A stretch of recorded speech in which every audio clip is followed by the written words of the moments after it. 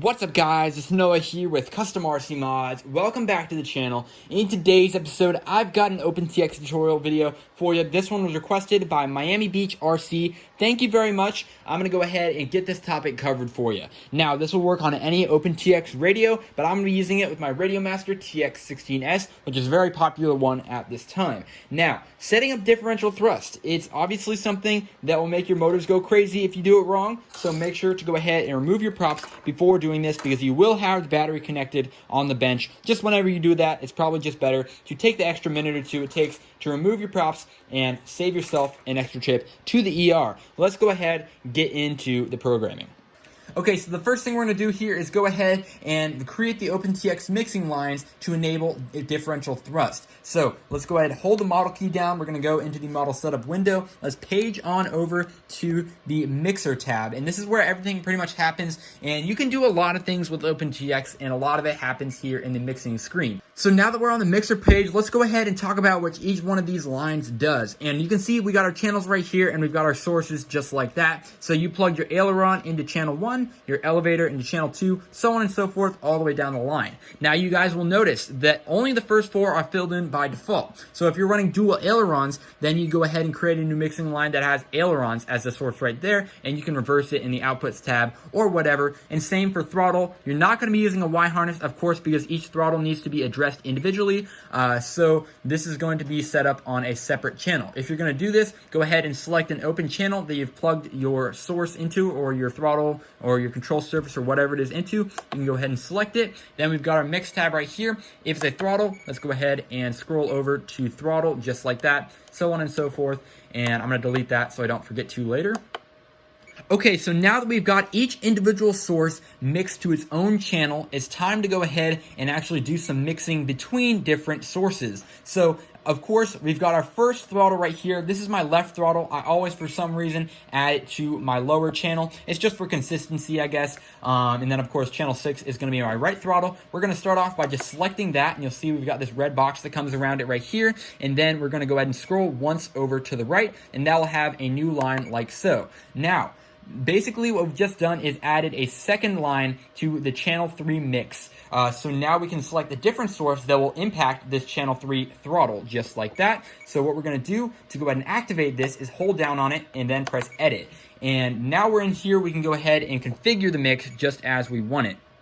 So we can set a mix name, but usually I find that's really not necessary because it's pretty easy to spot what it's doing. The next thing that's really important, of course, is to set the source. And this one is going to be, of course, rudder. So AETR, rudder is just one over to the right, just like that. And now essentially we have our differential thrust all completely set up for this channel right here. We can just go ahead and adjust some settings that will make this a little bit easier to fly with.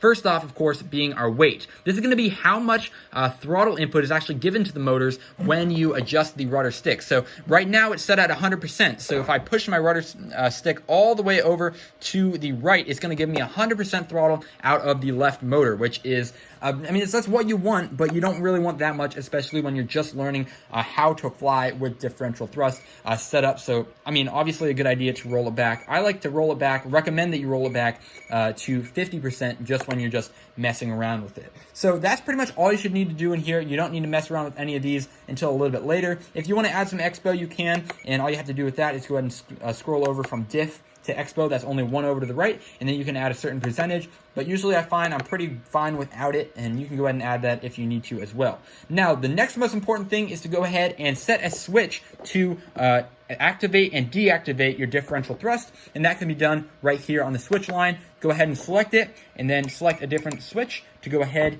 and say when you want that differential thrust to be activated. So I've got my SG low switch that is going to be activated to enable differential thrust. All right, so now that we've got that first mix done, we have to go ahead and do the other half here. So now we have it set up. So from 0 to our full right, our full 100% right here is going to be where the left motor spools up, but nothing will happen if we go on the negative portion of the stick. So that's what we need to work with now. So we're going to go over to our other throttle, just like last time, select it, scroll one over, and then a new mixing line is created. We can go ahead and edit that. Same thing, we're going to go to the source as rudder, but this time for the weight, we need to make that weight negative. So I'm going to go over here, and we got to go all the way back to -50 this time. And essentially what that's going to be is it's going to be controlling the negative domain of this stick instead of the positive. So the left is going to be positive and the right is going to be negative, just like that. So -50 is now selected. Of course, add your expo if you prefer that, and then add that to that same switch, SG negative. And there we are, just like that. So now we've got both switches selecting to enable and disable our differential thrust, and we've got 50% rudder on the left and -50% rudder on the right. So now that we're done with that, everything should be all set up for differential thrust. It's time to go ahead and test it on our airplane. Alright guys, so now we have the plane plugged in, and I went ahead and engaged my throttle cut just so my motors don't go crazy if we didn't do this right. But again, it really shouldn't be that big of an issue because we don't have the props on, so there's really not too big of a risk anyways. Just make sure your throttle is all the way down. Let's go ahead and first test that the motors work normally, that they're not going crazy when it's disengaged. So this would be engaged just like that in the lowest position. When I push it up to the highest position, now we have our differential thrust disengaged. I'm going to take off the throttle cut. So our motors cycle up like normal, and now we're going to make sure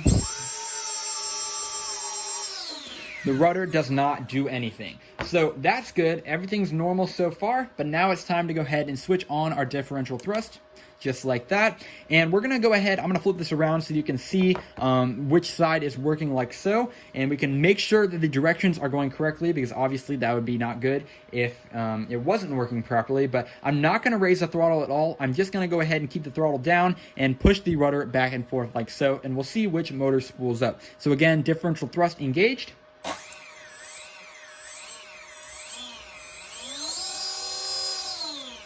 So now we have, when we want to turn left, use left rudder, we can go ahead and spool up the right motor successfully, and that will, of course, move the plane to the left. Same thing for the other side. Let's make sure that that's working. And it is. And of course, as you saw there, the motors are only spooling up to 50% power because we have that weight set to 50. So again, if you set it to 100, you'll get your max power, so on and so forth. And now as we raise the throttle, we can go ahead and hear the motors twitching back and forth even when the throttles are on, they're both working together.